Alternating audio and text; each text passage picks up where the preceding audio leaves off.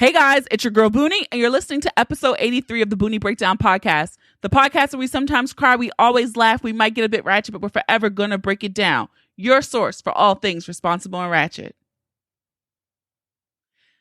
Hey guys! It's season 5. It's here. I feel like I've been advertising January 21st, 2019 for a long fucking time. But we're here. This is the first episode of season 5, and I'm so excited to be back with new weekly episodes, okay? I'm starting off my season with my homegirls, Chrissy and Shika. You know, we have a good girlfriend, Kiki. It's been a while since they had been on the podcast, and so we chat about what they want out of this new year. What are we looking forward to in 2019 and how we each plan to make this our best year yet. The conversation gets a little heavy at times, but I promise you, it's not a lot of fucking talk about the fucking molester, Robert Kelly, because I feel like that's all the podcast game is talking about right now. But we lighten up for a brief period, and we each hop into our respective stand-ups, and we debate who's going to drop an album first, Rihanna or Beyonce. So stick around for that conversation, okay? But right now, we're going to hop into Boonie's Pick of the Week. And this week, it's a person. And, you know, I never thought that in 2019, let alone any time on the podcast, that I would be making Soulja Boy my pick of the week. It started with the amazing, and yes, I say amazing because I watched it, his amazing interview on The Breakfast Club. And even though he had the crackheadish tendencies of your 45-year-old uncle, he was telling some truth. As I'm watching it, I was Googling some of the things he said. Like, I'm like, that mudslide shit wasn't true. Google it. It was true. So, yes, the delivery came off wonky, but the shit was true. But just like the internet, in true internet fashion, the memes have been fucking gold, okay? And then so much so that I had my girls' conference this past Saturday, and I needed to calm the nerves and get hype. And I was like, you know what? Let me turn on Soulja Boy. And I hop up out the bed, turn my swag on. Yo, that was my shit. So we can't hate, because in his height, he had a few little club bangers there. So I say carry your Soulja Boy that Soulja Boy swag and that, what's the word I'm trying to look for? But just that needs to be your antics, your mood for all of 2019. But I never in life thought I would be picking him as a pick of the week. But here we are. All right, housekeeping. You guys know we're gearing up. If you listen to episode 82, which was the season 5 trailer episode, you know that I announced that I will be joining and I will be inviting the homeboy, my partner in Ratchet, Brian, on for our now annual Valentine's Day special on the podcast. So again, we need your questions. I got 2 really good questions. I want to shout out the one person, Grace, because girl, that question you sent to me, can't wait to answer it. So I'll probably answer it on the episode with Brian, because I think his advice to you, don't take his, just take mine. So again, send your questions in. You can send a voicemail in. If you just do a voice memo and email it to theboonieBreakdown.com. No, theboonieBreakdown@gmail.com. You can just shoot a regular email to that same email address. You can head on over to theboonieBreakdown.com and hit the contact form. You can send me a DM on Twitter. You can send me a DM on Instagram or message on Facebook. Any way that you can get your questions to me, I will take them. Okay. Also, my first event for 2019, I'm really excited about it. You know, the meme was going around on the internet about this year being the 20th anniversary of the classic Back That Ass Up. You know, when we gotta do it for the 99 and the 2000. Okay, I cannot believe that song is 20 years old. When I saw it, I Googled it. It dropped February 24th, 2000. No, 1999. I'm sorry, I was about to say 2009. I'm looking at the flyer. But on February 24th, 2019, I will be hosting a Back That Ass Up Twerk and Sexy Dance class. Okay, so you can grab your tickets. The link is in the show notes. You can head over to my Instagram page, but you can tickets are only $22. So come out, shake your ass, Get some knee pads, some heels, some sneakers, whatever you want to do. But we're going to be twerking for the 99 into the 2000. Also, selling Boonie's Ratchet Box of Love. Thank you for the people who've already pre-ordered. Those pre-orders are available. If you want it in time for Valentine's Day, you will need to order that before the first week in February. So I'm really excited for that first event. Like I said, when it comes time to drop information for the live podcast shows for 2019, of course I will let you guys know. I will never keep you in the dark, never keep you waiting. Again, make sure you follow us on all social media. Instagram, at The Boonie Breakdown, Facebook, at The Boonie Breakdown, Twitter, just at Boonie Breakdown, okay? If you're new to the podcast, welcome. And I do a lot of fun stuff, especially on Instagram. That's the social media I'm the most active on. So please, please, please go ahead and click that follow button. And I love it when you share the episode, when you tweet about something that you saw. Just make sure you use the hashtag The Boonie Breakdown, the hashtag PODIN, PODIN. And I will always try to respond to you when you share it. So that is it, guys. I'm so excited for season 5. We have some really dope guests. So if you want to get some more teasers, taste of who's coming up, go back and listen to episode 82, the season 5 trailer. I say some things in there. So I'm really excited for this episode. I'm excited for this season. So let's get ready to break it down.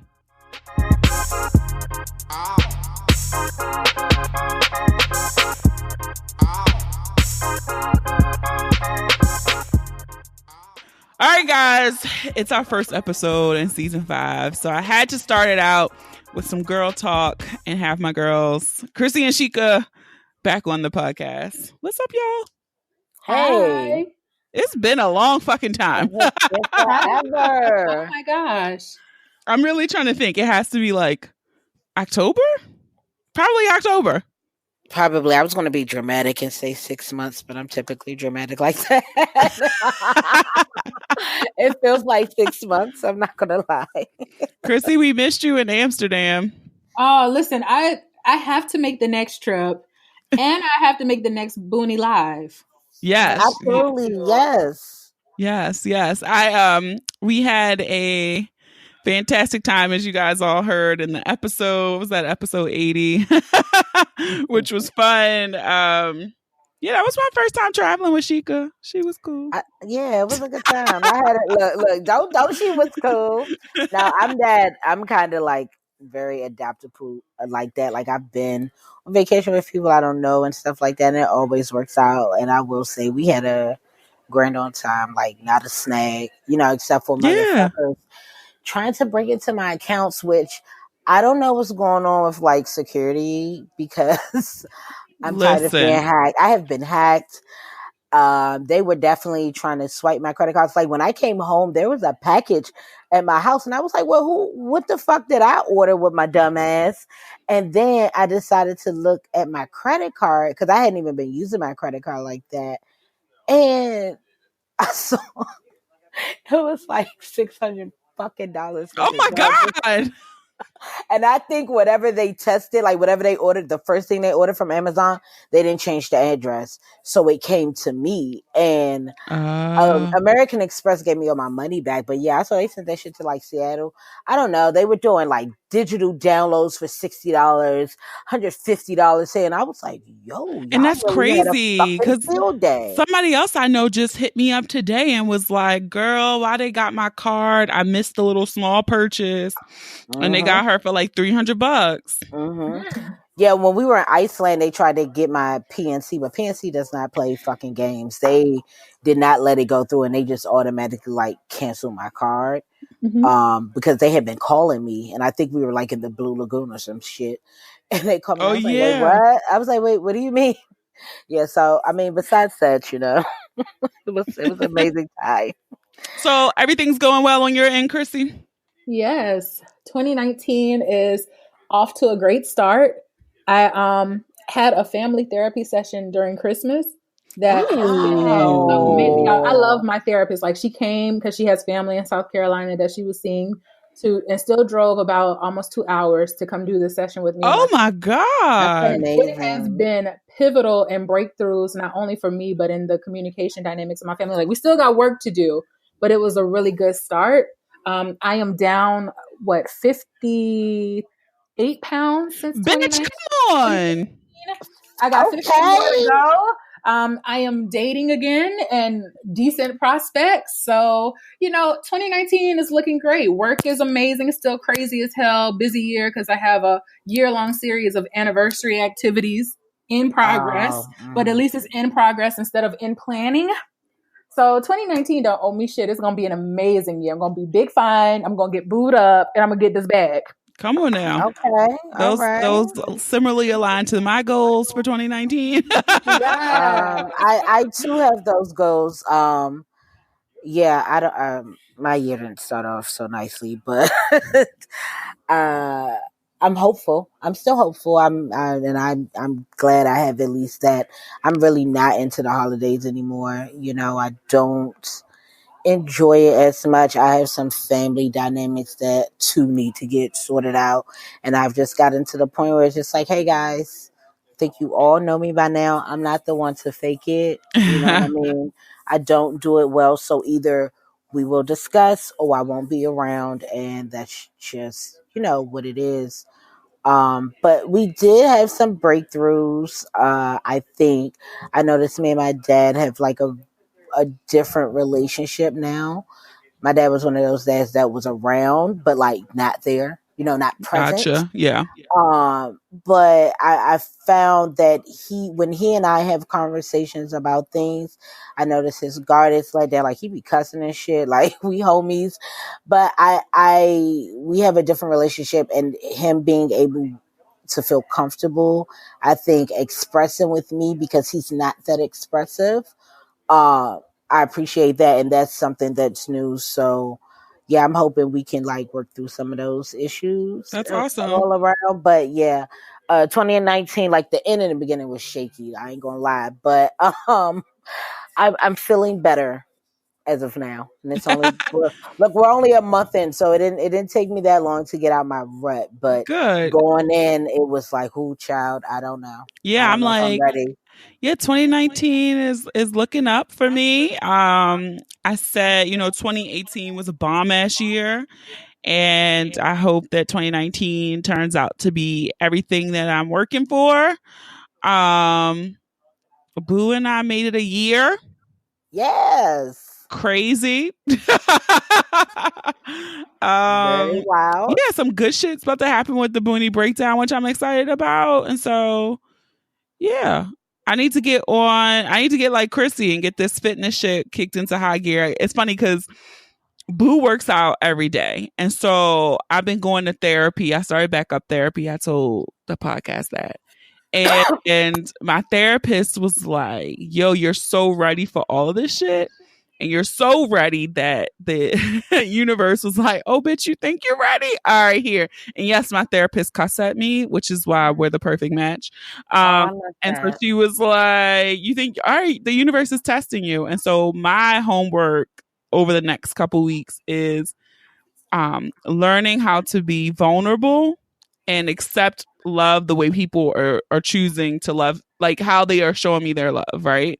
Which is hard for me, for especially like with the relationship I have with my father, and sometimes with those blocks from that shit translate into relationships. And so one of my homework assignments is that I have to work out with Boo. Oh, girl. Oh, Because he No, works I'm out not mad at that. every day. And so she was like, the two things you told me you wanted to do, like she goes, your overall theme is you want to lose the weight, and not just physical weight, but like everything that holds me down. And she was like, and bam, you just sat here and told me you got somebody you fucking that works out every day. And she's like, connect the dots, let's go. So I asked him, I'm about to get my Sheila on why did I get married on bitches. No, I'm not No, mad, for but sure. the diet is also the biggest component. So workout, yes. Yeah, I need to do the food, which is right now, since I have all the time in the world, I'm able to cook, and I'm not out of the house a lot. So it's forcing me to like cook and not order out, just grab something while I'm on the go. Yeah. Yeah, I And when think you I'm about to. Oh, Sorry, I was just gonna say, yeah, I think I'm about to reel my diet back in. I cook more now because it's kind of therapeutic for me, and it's something I made a goal to do more of, try new things, new recipes, just something different. But with experimentation, it's not always, like the protein and vegetable are like no carbs. So, which is how I used to eat a lot. It's like no carbs really and stuff like that. So I'm about to kind of get back on that track too, because like I'll work out, but my my appetite is normally like a lot where my stress comes in at. Like Mm-hmm. I'm not a stress eater. I'm the opposite. So like I'll eat once a day and then it's just like, well, that's Yeah. not good Oh either. yeah, So I because then have your to body thinks you're starving. starving, yeah, and it It stores fat holds and everything. stuff Yep. like that. Yeah. So I have to get back into the habit of, because I used to be strict, like, okay, I'm having my 3 meals a day. I'm eating my heaviest meal at noon, having a smoothie for dinner, and that's kind of like what kept me on track. But yeah, I'm gonna do that too. Get back into that. Yeah. That's smart And let me though. tell Like you, work out with boo. Yeah, Yes. I'm That's yes, totally and gonna that's do the it. one thing I want. Sorry, I'd like right now because the biggest thing for me was getting on a routine. And my Mhm. favorite workout day out of all of my workouts is Sunday because we leave the studio and we go to the Gold's Gym at Ritchie Station, which I call Wakanda. Yeah, My trainer I calls it the heard. Meathead Gym, but I call it Wakanda because it's just beautiful black people everywhere and I heard great about physical that states. one. Yes. So, and then we go harder there because everybody is so focused. So I go harder and I literally do a 2 hour workout and then end it in the sauna. But from there, I'll go to Wegmans. I do my grocery shopping. I come home, I shower, and then I meal prep. And when I stay consistent to that, that's been the biggest thing, that routine on Sundays that's been helping me be successful. But the biggest thing that I want so bad is just to do that Sunday workouts with Bay instead of with my trainer. Like, no, Gotcha. Bozzy, I love you, boo. You are working me out. It is showing. But Sunday would be perfect. Like, change Sunday to Saturday with her and let Sunday be me and Bay Gym day. So I'm not mad. Eh? Gotcha. Yeah, that's the goal. And it's funny because, speaking of temptations, like I think that's the hardest thing for me, like sugar, right? And Yeah. the chocolate in the form of a man. So it's this person, right? That I've had, a pseudo crush on for many years, many years. And, we used to flirt heavy, but we've never done anything. We never dated. We never did whatever. And of course, as I'm laying out my 2019, goals, I did my vision board, all that shit. And on this year's vision board, I'm like, I'm about to be real intentional as fuck. So I'm like, let me start laying out the future goals. I done put on their husband, ring, all that shit. Mm-hmm. And the universe again is like, oh bitch, that's what you ready for? Okay. So of course, now that I'm moving in that path, like, all right, this is exactly where I want to go. This old crush pops up. Girl. And I was like, No, what's that meme that says that the universe will give you everything you want and then temptation will come and try to distract you from it? Don't fall for that shit. Hey, don't fall for that shit. Do not, Do do not. not. listen, It is a test. it It is a was. test. It's a School It is a test. test. that was, and I said, universe, you funny as fuck. Because let me Listen. tell you, even probably September of last year, I probably still would have fucked that nigga. It wouldn't even have been a second. It wouldn't even have been a pause. It would have been like, how long? You know how long I've been waiting? Like, I'd have hopped on that dick. But That's so wow. Because it's not the first time that you've been tested in it's that way. And not. you've passed, so please continue. Because that's how it happens. That's how it be. I literally, Mm-mm. I literally couldn't I think believe I've it. been tested too. I've been tested if I'm really about this life too. Because I swear, Chrissy mentioned dating again. Thanks to Adrian's friend Ashley, will drink for travel. She forced me to download Tinder. I've done it. I still hate it. Um, but I've been torn. I'm not even torn. I'm gonna be real. I'm gonna be 100%. I am not torn. I'm very clear about what I want. However, my flesh is tired of the bullshit. I want to be very clear that I am way too close to 1 plus another year. Because I'm not saying it. Girl, I'm not having sex. And it's like, I'm getting tired of trying to date with purpose because you niggas mess it up every single time. Y'all mess it up all the time. Well, no. And then I'm like, well, do I just need to go back to fucking again? Because I do that very well. Listen, and it's great. Listen, Shika, you and me. So literally January 2nd, 2019 marked a full year of abstinence for me. I How did do that you without feel? going off on anyone. I did it without being an angry Black woman. It was hard, but the way that I feel like, so I'm going back and forth because one, it's just like, I've waited this long. I don't want to squander it on something that's not meaningful. Okay. Same. But then my body is like, girl. And so the way the temptation thing works, while I was home, I ran into my first crush, my first boyfriend, but not legitimate boyfriend, because my mama was playing with me like, you ain't old enough to date. Where you want to go? Daryl want to go what you wear. But I was in this area, this shopping area called the Sand Hills in South Carolina. And this dude kept looking. And so I looked back and then he walked over.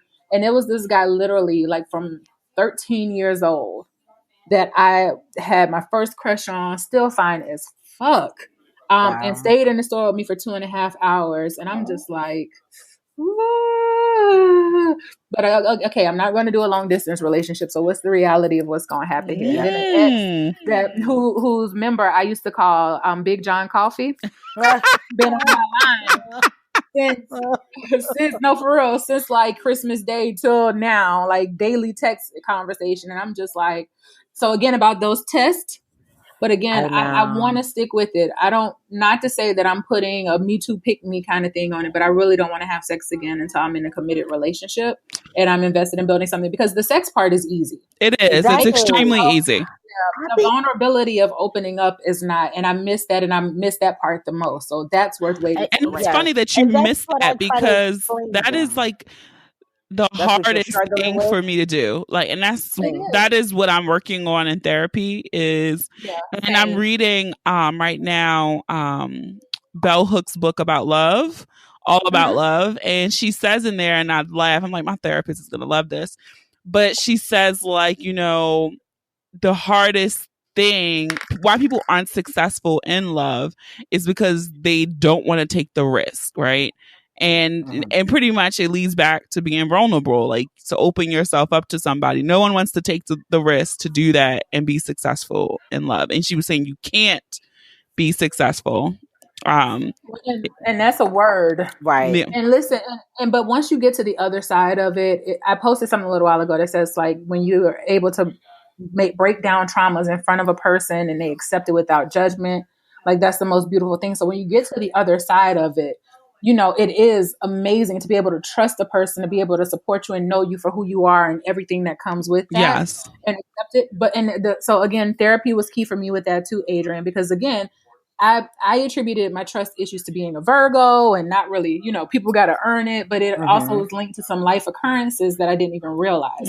So one of the biggest things for me on the romantic front in therapy starting last year was to stop self-sabotaging. Because remember the dude I told you guys about that was like perfect. Yes. And then I turned it into something casual because it was becoming too much of what I wanted. Like he was wanting what I wanted, but for some reason my dumbass was fucking it up and I had no idea why.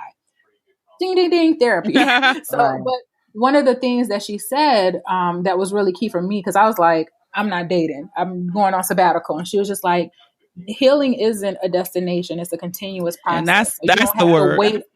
Yeah, she was like, you don't have to wait until you reach a certain point of something. You just need to find someone who understands that you're evolving and constantly healing and will understand that. So after that, I got on my bag and I actually actively started dating again. And that's when I went on a date with a white boy. Did I tell you guys about that? No. Oh, that's a real white boy too. Jewish from Maryland. Oh.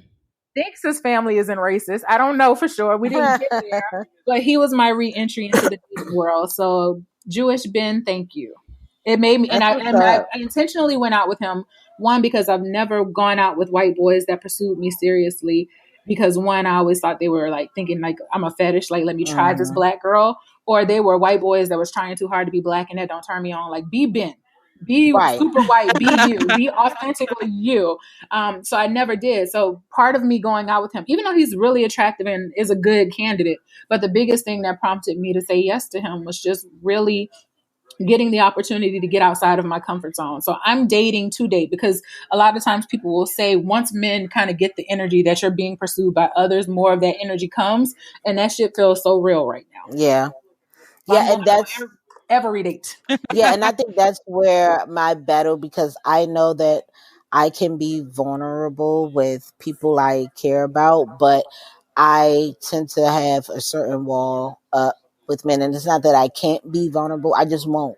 You know what I mean? I'm giving you the energy you give me. It takes me a while to get there, and it becomes like a battle. It's like, and I think too that's why casual was very easy for me, because even though, I'm a Cancer and I'm emotional and all that other good shit, it is very easy for me to ice people out as well. Like, I'm good at that. I am good at, like, oh, this is what we're doing. Okay, this is what we're doing. And I'm not stepping outside that box. So that's easy for me. When it comes to, like, emotions and feelings and getting involved, and you care for a person, I have to be able to say, let my guard down without reacting, you know what I mean? Or without it being in reaction to something, like, oh, we had an argument, so now I got to explain to you why I'm reacting this way.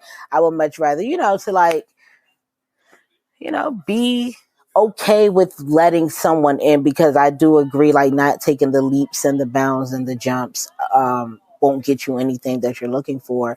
You have to challenge yourself. You have to be scared. It has to, move you. It has to get your nerves going. Because especially when it's something you've never done before. So that's something I'm looking forward to getting better at. I like it. This year. And these niggas are still playing in my face, and it is fine. I still let them know. But it's so funny, because I feel like dating like this, like through the apps and the online thing, it makes me less attached from it, so I'm not taking it personal. Because it'd be like, shit, I talked to you for 7 hours. If I don't talk to you ever again, should I be devastated about that? Am I going to go into this whole quest of, what is it about me that these niggas think, blah, blah? No, it is what it is. It's a part of the game. And so I'm glad I'm at that place where I'm just like, oh, well, okay, bye. Yeah, no, I do definitely agree with the energy part, and when guys think you're being pursued by someone else, totally true. And I think I don't want to spend time talking about the fuck nigga R. Kelly, but in watching that docuseries, Boo and I had some very serious conversations afterwards, and it got me a chance to be like, let me see if you got some fucked up ass opinions.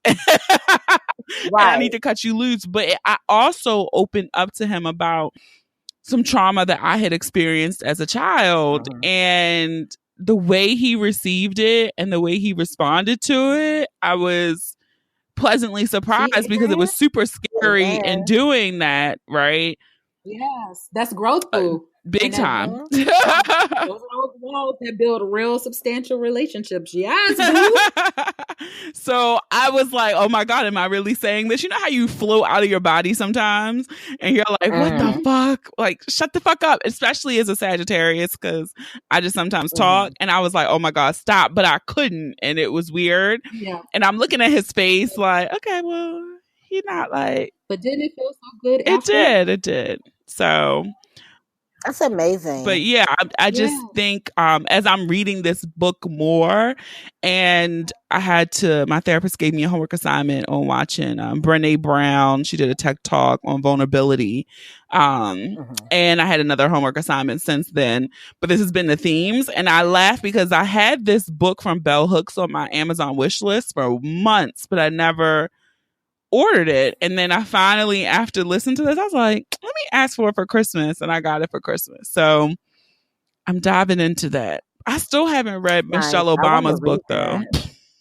I had bought one. I gave it to my mother. I need to get another one. Yeah, my family came here for Thanksgiving, right before right when my book first came. and they were one in their feelings that I didn't get them copies. So I got them copies and gave it to them for Christmas and waited to read it so we could all read it together. So we're finishing up this. We're supposed to finish it by the 25th. Okay.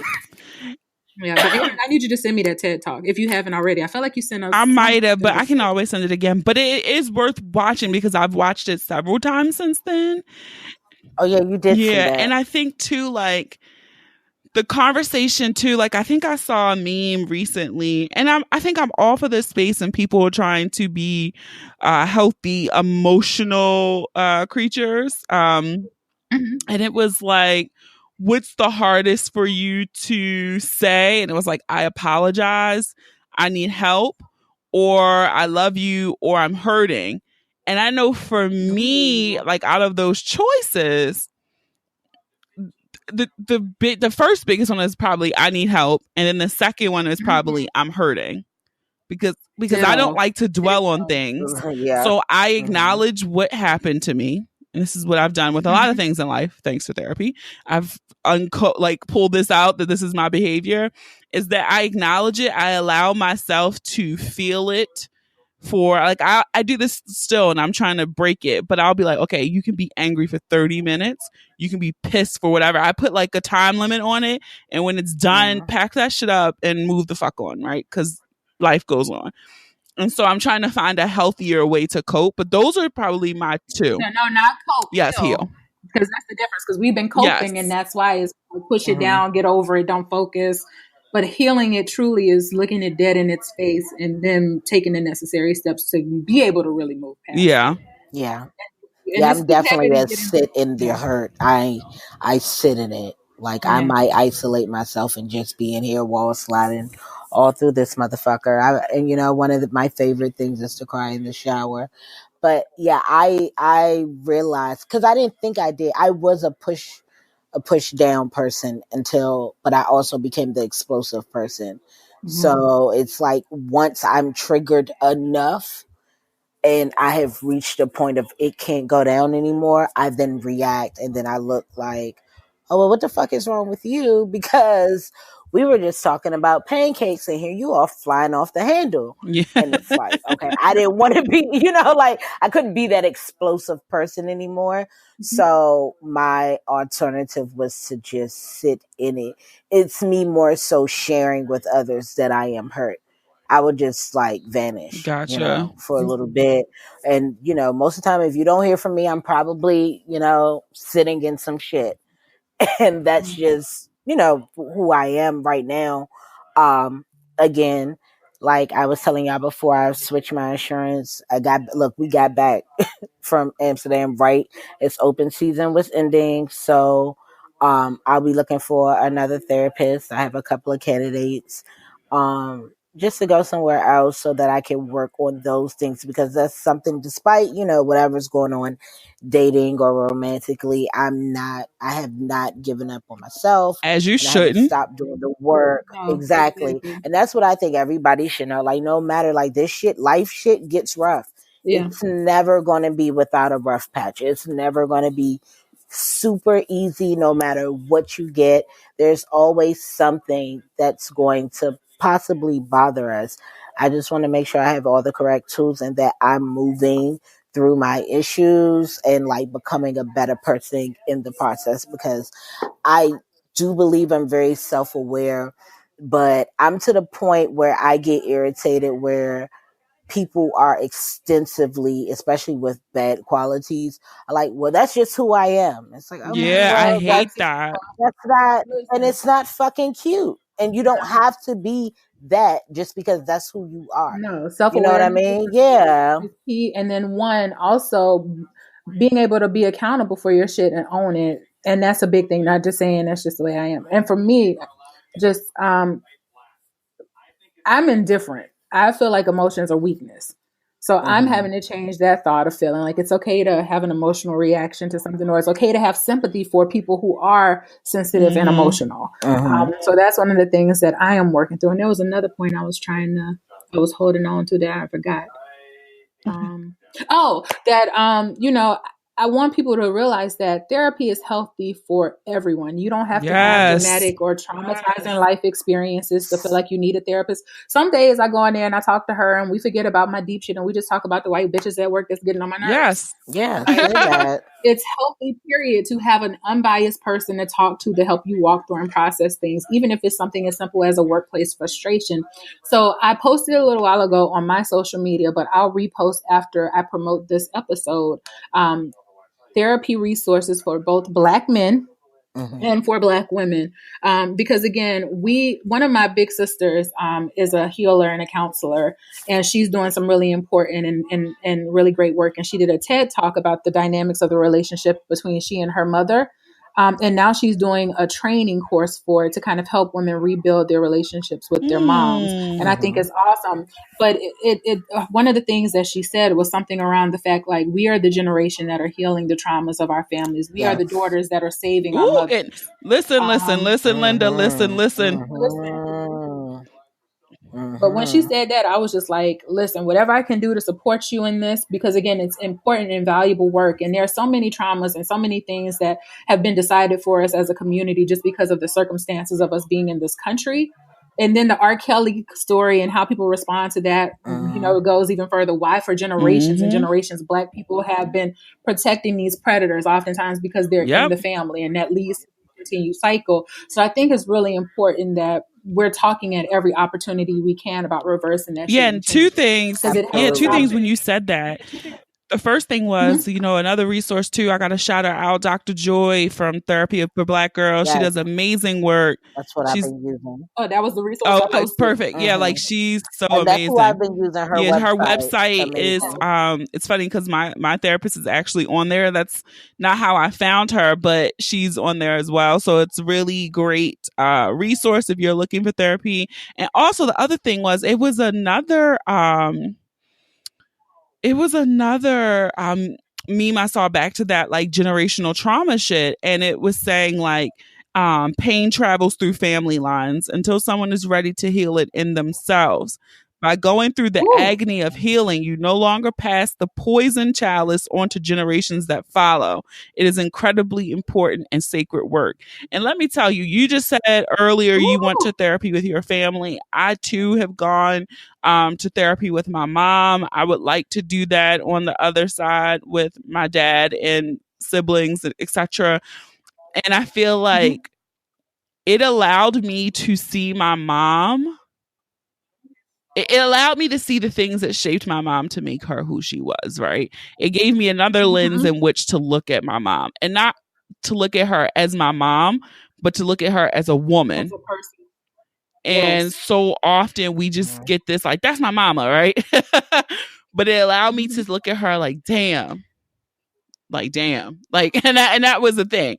And it was uncomfortable because at the time she was still living with me. So we're going to therapy together, then have to get in the car together and then have to drive home. Right. That's heavy. Yeah. Like my head would be like hurting when I leave. Like, oh my God, now I got to go home. Right. Yeah. And then the important thing in that too is being able to be in a space where you can clearly and directly express some things to your mother without it seeming like it's disrespectful. Yes. Yeah. Because that was the biggest thing for me, being honest with my mom, but having an unbiased person there to really call her out. Because a lot of things, like, there's a defensiveness with even the most simple of things that doesn't have to be there, because it's not an attack against her. It's just me stating how I feel or how I view something. So that was the biggest thing for me. And then to understanding her, and then realizing that, and having to be okay with, there are some things that I may not be able to go through on this journey with my mom.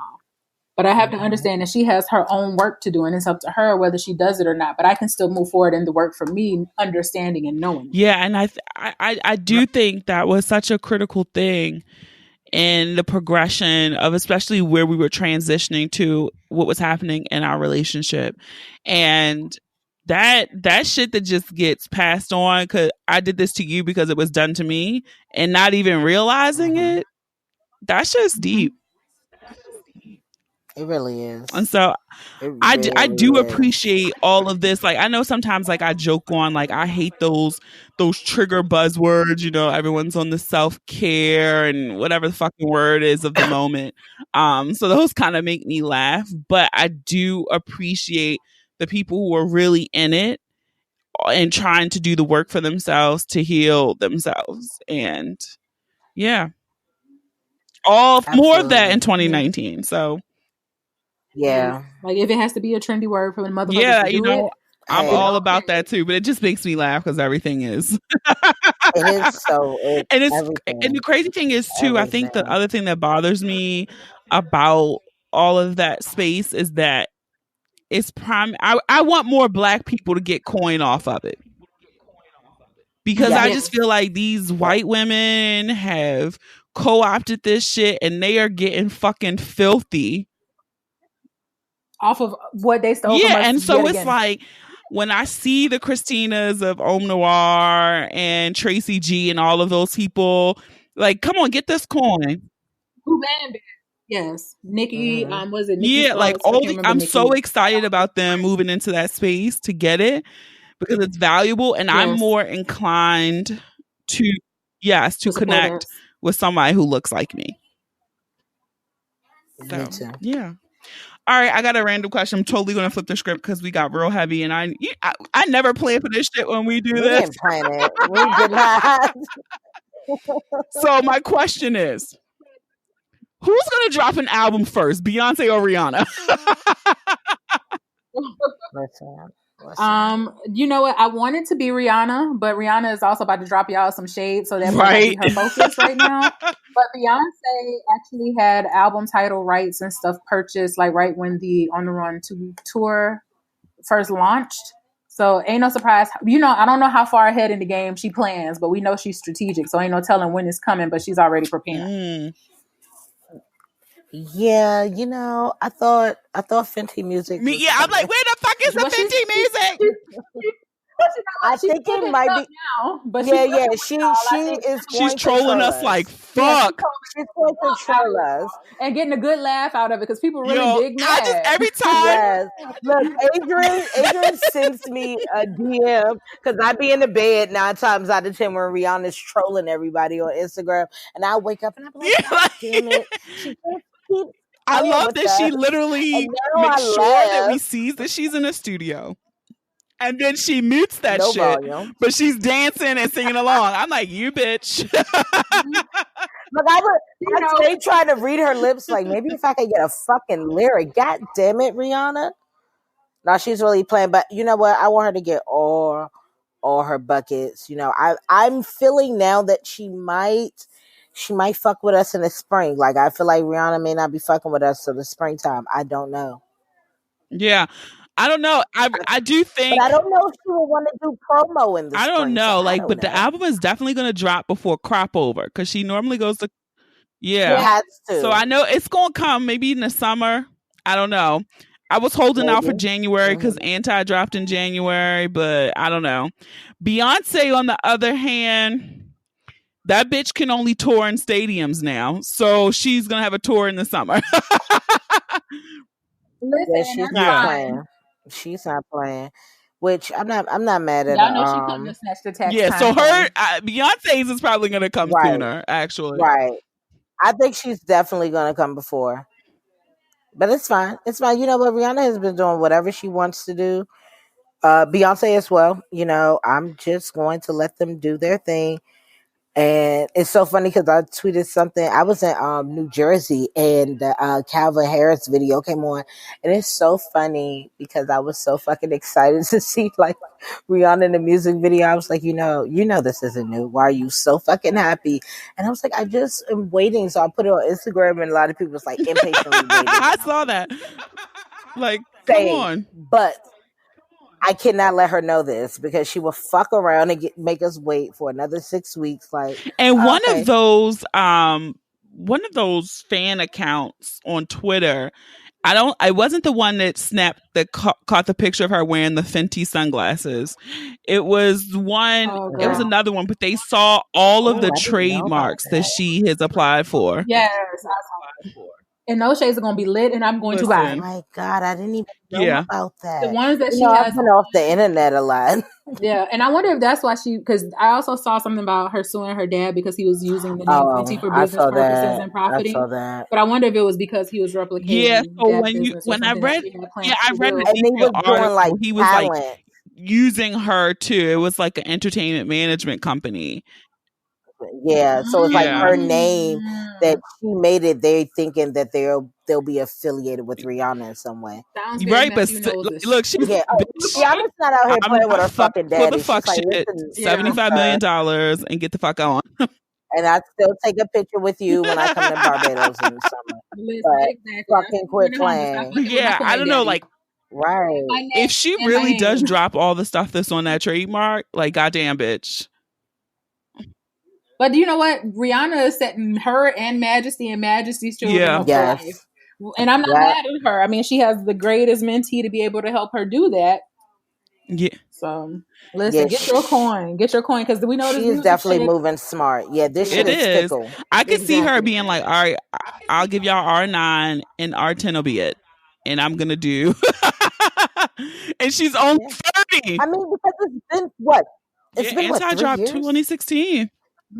Like, she can, if her next album is as fire as Anti, she can let that shit ride for another 3 years. It's still all our money. I think she was smart because I've always said this. When she first came out, I thought she was going to be a one-hit wonder. So when she was first came out, them albums, she did 3 albums in like a DMX in like 18 months. She did an album every year. Those first 5 or 6 albums were bam, bam, bam, bam, bam. But yeah, that was to change the contract up. She knew, again, somebody was mentoring her the right way so she could do the music she wanted to do and create the image she wanted. And the minute Umbrella dropped and she took over her own social media and she was allowed to show her. That's when I hopped on board like, oh, I fuck with this bitch. Yeah, I think Umbrella is when it really got it. Because after Umbrella, I do feel like I was at a Rihanna concert like every year. For real. Like I had saw her back those to albums. back. Because she was shooting. And then when I was at the concerts, I was like, the last one I went to may have been Loud in Baltimore. Is that the one J. Cole opened up for? Whatever. And I had to leave early. Like, Mama had a lot of songs. No, but it's just because she had that much songs. We were in that bitch for a long time. And it was just like, I didn't realize in that moment, her catalog is all lengthy came together. How fucking big her catalog is, and that was what 45 years ago.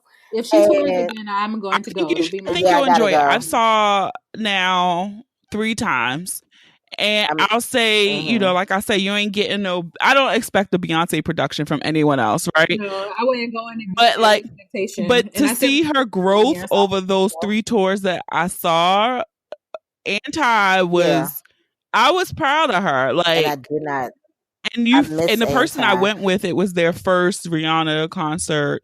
And they were like, you know what? I was pleasantly surprised. And I was like, see, like you forget how many songs she has and you have a good ass time. Like, fuck, I forgot about that. But what I will say is, like, I also the one thing I do appreciate about both Beyonce and Rihanna now, they both have reached this level, and I don't think anyone else is really there with them, talking about the female side of the business. No one else is there with them, that they have people sitting here like, when the fuck is your shit dropping, right? And they're not going to do no promotion. That shit's just going to come the fuck out when it comes the fuck out. And I can't think of, even though Beyonce changed the game with that Beyonce secret drop, and now music come out whatever fucking day you want. Change the whole like, so wow. It's insane. And so the two of them, I can't think of anybody else who is, and the other thing I think is interesting too is that they did it in different ways. Beyonce's was totally through her showmanship, her shows, her music, whereas Rihanna's was like my persona, like who I am. Like, that's how she built her stuff. But they both got the same results in some, but they took 2 different paths, but they have almost the same results. And so I'm excited. I am curious to see what Beyonce does next. Me too. Because she will top that shit somehow. I don't know how, but she will. I was going to say she always tops it. Oh, she does. Her ultimate competition is always like herself. Her goal is always to tap. How do I top me? And after Beachella, sorry, Donica. After Beachella, she got a lot of work to do. Yeah, and it's always something that I don't expect. So I will say she is like I wasn't interested in seeing On the Run. If she had taken that Coachella show on the road. Well, that was pretty much what you got. I was going to say, I think that's what you was going. I didn't want Jay-Z. Right. This one was much better. That's what somebody else said. And a lot of that had to do with the dynamics of their relationship that were definitely. But I laugh evident. because on those Beyonce fan, because I follow all the Rihanna fan. Well, I don't follow them, but I searched them enough for my weekly Friday Rihanna post that the Beyonce ones show up on my Explore page, and they always have. And I hop down that rabbit hole at least once a week. Ugh, I hate that I waste time like that, but I'm scrolling and they always do these comparisons, and you can tell when you look back at the On the Run, the first one, the clips, they were not feeling each other. I was about to say, now that I think back, because I was like, yeah, they probably definitely you could tell each other. The energy. That was definitely you coming on this tour with me, so your ass won't cheat, so I can keep eyes on you, but shit still ain't good. And then yes, she was visibly like bucking his affection. That was the clip. It was one of the ones when she's coming out. And they first came out and they were showing the side by side, and she's in that black with the mesh, and I was like, shit, she's not fucking with him. It was very evident and very clear when you see the side by sides. I was like, fuck. Yeah. So yeah, they look like they had a grand old time on this one. Yeah, but they both gave fucking life on the Run tour too. Like, well, obviously I saw it twice, but it was worth it. But both experiences were completely different experiences. The only thing about On the Run too that kind of pissed me off was because everyone shared it on Instagram. It seemed like it got better as it went on. So the people who were at the end of the tour got better shows than the people in Europe. Yeah. Yes. Well, Europe was like that because strategically they're still over there listening to old R&B. So they want the old stuff and really don't give a fuck about the new. So as soon as they hit North America, they started doing more of Everything Is Love. But they did roll it because I don't think they ever prepared. I don't think they planned to record that album. I think it was something they were like, fuck it, let's actually do it. Because they rented out the studios in the stadium at Stade de France to actually record the album, and did it like in a matter of a week, running back from suite to suite while they were touring in Europe. So I think that they were just like, fuck it, let's just add it in. And so because they were progressing through the tour, it gave them an opportunity to create choreography, create sets and visuals for it, which is why as it went later and later, they gave more of the full album, which is kind of dope, but sucks if you went late. Because like my friends in South Carolina got almost all of Everything Is Love. But of course, that's the thing. Because I was like, I remember the one people went here, like they were just doing like ape shit. But then some people got nice, some people got black effect. Like, so I would be also curious to see if they put out footage from this one, because it looks like a nice show. Yeah, Netflix was doing something with it. So I don't know what, because I know they were competing for HBO for whatever her next project is. So maybe Netflix will be popping up with something in a little bit. And then I just want to close this out with motherfucking Cardi B, yo. Okay. So the Money video. Let me tell you, Money. I just watched all of that ass like 15 Why would you do that? Yeah, and I chose to watch that video in CVS in public while I was waiting around. I'm watching it after this. And I immediately had to. I was like, all of this ass, I can't even hear the song, and I know what the song is, but I don't hear no music. All ass. That's all it is. I still root for her. I'm not gonna stop rooting for Cardi B. She's so fucking real, and I think that's how people connect to her too. No, today her with them pants. Lord, that took me out. My pussy can't breathe. Like real, sis. Like, I get it. What made me really laugh at that was that it was a sponsored post. Like, yeah, and everything because she's like, listen, these pants might be yeast infection pants, but they don't change. Yeah. But you know, and that's the thing. I think Cardi kind of did the Rihanna in a totally different way as well. But it was her persona, because even before she was on Love and Hip Hop, I had started following her because a party promoter that I know would always repost this stuff. And I was like, who is this funny ass stripper? Because she was hilarious. Like, if you think she don't have no cut cards now, before she was like having an image, that bitch had no cut cards. So she was hilarious. So when she went on Love and Hip Hop, I was like, okay, I can't wait to see. But her storyline was weak as fuck. But I'm glad that she did it just for the visibility. Well, I thought she needed to teach a master class in that shit, because whoo. Listen, and then I want to continuously see her win, because she's the exact person that America doesn't want to win. And all of these uppity blacks that want to be the talented 10th don't want. And that's why I stand for her. Be yourself, be unapologetic, own your flaws, and still win. Because hard work at the end of the day. Claps for that fucking shit, because you can't hate on her. Like, you can't hate on her. I can let you say you don't like her, but you can't hate on that bitch. Yes. And she got it out the mud and honest, like, did the work. No, deadass. And I also like that she's not ashamed of where her past, right?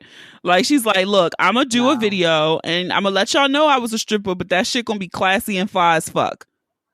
Because the money video was fire. And you know what's funny? It's because, like, I listened to like Joe Budden podcast and stuff like that, and you know, they said like Cardi wasn't even like the best stripper in there, but her personality even then got her paid.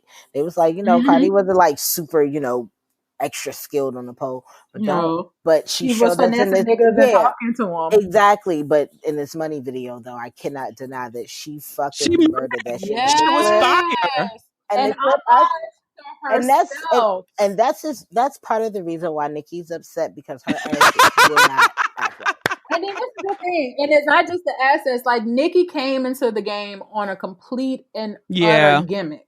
Because during mixtape, Nicki was trying to be who Cardi was. Yeah, black hair, pink underlay, double bras to make it look like she got some boobs. When she was sucking Gucci Mane dick and ain't had no ass. That's she wanted to be Cardi. And the thing too is, like, with Nicki now, like, she dropped that Good Form video at the same time Money dropped, and even though it just still didn't work, like, even though it was ass, I watched like a portion of it as much as I could stomach, but somehow, like, you know, they had on about the same amount of clothes, but for some reason it just didn't work. And listen, and if Nicki put as much energy into really trying to rebuild her image instead of trying to diss everybody new that's coming in the game, like, don't focus on other people, focus on yourself, she would be so much further. Like, somebody had made a point when the whole back and forth between them was really going down on social media, and was like, Nicki, you done been in the game too long. You calling everybody your sons, but like, where is your Fenty Beauty? Where is your Ivy Park? Like, you haven't done shit to really establish yourself outside of deals that brand new rappers in the game right now are turning down. Like, why are you having to compete with a Cardi or a whatever doll or whoever for a verse or something when you've literally been the longest standing person consecutively in the game? You ain't got shit to speak for yourself unless you just ain't announcing it. But my thoughts are probably that she didn't. She thought this shit was going to come forever. She wasn't going to have no competition, and she wasn't strategic about business. But at least this new man is shutting her up on social media. I don't follow her. I just haven't seen her on the shade. I don't follow her either, but... I was following her, but I think I unfollowed her a while ago, which is probably why. But again, like you said, it's been kind of quiet. Like, I heard about that guy she was dating, but then after that, I haven't heard anything. But I just want, like, listen, there can be a Nicki, there can be a Cardi. Nicki just has a problem. You know, like, she has a problem. I do want someone in Nicki's camp, though, to tell her, chill on the surgery. Yeah. She has to fucking stop, because in a minute, like, we see, you know, I love her to death, but, you know, Kimberly, she's going that route. She started to look like, you know, like an Asian cat, like a Siamese cat. It was starting to get scary. And then it's just like, these doctors, even though they do, because, like, I just saw a clip, and I think it was the doctors from Botched. They were talking about BBL surgery, and they was like, yeah, they like to say that shit is safe, but it's not, because it's so close to your spine that, you know, even if it's just fat transfer, it can cause damage. Like, so chill out with your body. You look fucking crazy. I just really wish they would not let her get her ass any bigger. Like, she has to stop. No. She has to, and like we don't know if she started with like in a the hotel room. saline, yeah, and then went to the BBLs because I watch a family. Well, I don't watch them as that often, but they have a family vlog, and the mom has been sick off and on for years. She got breast implants when she was like 19. 9 years later, it has been toxic, like poison in her body. Mm. And so she's gonna have to like get her breast and like the scar capsule that forms around the implant, like taken out because like her white blood count cells were getting low. Like she was just always sickly. And it's crazy because like people in the comments were always like, "Oh, you're hypochondriac," da da da da. But like it's from surgery. So people in general just have to chill with putting fucking shit in your body and being so quick to go on in a knife because any type of surgery you're not guaranteed to come out of. Like you gotta think long or hard about that shit is Listen. scary. And there's And too many So horror many. stories. Like way too be your many. best version of you. I'm just ready for real bodies to come So back. many. Yeah. Maybe these bitches Same. get realistic and stop because like there's even after all of the stories out there about people dying in the risk, people still running and doing it. And even like certified surgeons here in the US. But I know a girl that like put her life in jeopardy to go to DR, only had enough money for the surgery, didn't have enough time for the full recovery stay that she needed. Wow, no. Didn't have because that shit requires maintenance too. Like when she told me the shit that she had to do for a full year after, and I was like, no shade to you. Like if this is what you wanted and it makes you happy, okay. But the cost of it just doesn't seem worth it to me. Like you literally put yourself at risk. Like thank God she said her sister-in-law was a nurse. So she was able to like remove her drains and check shit. But you really literally put yourself at risk because you went to cheap ass out of the country and then still couldn't even really afford that. Yeah. What does it do for you? Because I'm like, what do you plan on doing? Like, you gonna quit your good job and become a bottle girl or some shit? Because otherwise, how is this an investment to get a man? That's a shame. Right. Well, ladies, you did. No, we came back to the serious tone of this episode. Because even aside from that, Black, we got to look out for each other because just Black women in general, like I'm seeing way too many horror stories of like pregnant women dying, shit like that because doctors don't not listening to us. Kim Porter. Yeah, like we cannot, you don't, and so stop doing shit to your body that you don't necessarily have to do. Because my biggest question is always like, this is the trend right now. It's hot right now. What happens in 10 years when you have to maintain this? You have to pay for upkeep. Exactly. And those bitches in the industry got it to do it, but these everyday Beckys that's financing with Dr. Curves and stuff, that ain't gonna be the case, y'all. And then it's totally separate from plastic surgery and stuff like that. But just there's so much shit out there that is put out to keep us dependent and cause other issues for us. Like, so my weight loss, besides the vanity of it all and just wanting my waist back and wanting to look good, the biggest motivation for me was seeing people I know die early. Like one of my classmates, my high school classmates, I just found out from Facebook today, passed away in his 30s. He's maybe a couple years older than me, so not even 40 yet, from a heart attack. But that was the motivation for me last year to be like, you know what, Chrissy, you got to get for real about this weight loss shit. I lost my cousin before her 35th birthday completely unexpectedly. And I was like, that can't be my life. And then being put on a blood pressure medicine that my dad was on. And I was like, this medication, the side effects of it are worse than what I'm dealing with right now. So my sole motivation was to get off of that 58 medicine. pounds. Let's go. Listen, and then my latest appointment with my doctor, besides this bullshit that happened today, but my latest update with my doctor was, I think we can take you off of this because of the progress that you made. If you continue this, she's taking me down to half a pill, and then my next follow-up in about 2 weeks, I might be off of it. But I was able to do that in 8-9 months of just really being dedicated and doing the work because I didn't want to be dependent on a medication that would have me in my 60s needing 5 other medications because we know that's how they make that money. Is set up. Listen, and I didn't want to be the one. So let me heal myself. And that was the biggest motivator for me. And so I'm just like, I know I'll still be disciplined enough after I come off of the medicine to keep up the work because the results will be what motivates me then. But that really kicked my ass in the drive. Like all these years of me, like, I'm getting fat. How did I get this fat? How did I do that? And nobody telling me and saying shit. But that was really the thing that scared me back into. Well, that was a real ass way to end, and it was motivational for me as fuck because Yeah, I'm gonna get that shit together, y'all. I told you I'm gonna be Sheila from Why Did I Get Married? Listen. And that's why I always said I wanted my share of Joe, so I know that he liked me for yes, me. yes. Don't just come be superficial because I don't pull that stuff together. So I'm with you it. know? Well, thanks, ladies. No, thank you. Yes. And listen, our next episode has to be absolutely ridiculous. We're gonna play a ratchet ass Yes. game, right? It's gonna be just ratchet because we got real heavy on y'all. All the amazing things that are coming in this year for all of us, like 2019. And I'm not one of those people that say it is like every year gonna be my year and then it don't be like, no, but we talked about this on I think the last call that we had, but I really have a feeling about this year. And a lot of it comes from the work that we've been doing and what we've been preparing ourselves for. So I know 2019 is about to be amazing. Yeah. I echo all of those Absolutely. sentiments. All right, ladies. Till next time. Bye, ladies. Absolutely. Good night. Night. All right, guys, I want to thank Chrissy and Shika again for coming on the podcast. And I hope that you enjoyed this episode. And if you are on the fence about therapy or seeking the healing that you need, I hope that this episode was the nudge that you needed to go in the right direction and to get in the therapist chair. And if you enjoyed this episode, I encourage you to listen and subscribe to the podcast on Apple Podcasts, Spotify, SoundCloud, Stitcher, Google Podcasts, or any app that you listen to your favorite podcasts on. Don't forget to leave a review too. You might just hear your review on the next episode. So follow us on all social media. Share the episode with those you love, those you don't love, those you fucking hate. And don't make those pretty images for nothing, okay? Have a dope ass week. We're ready for season 5. Thank you for listening. And remember, the ratchet in me always honors the ratchet in you. Until next time.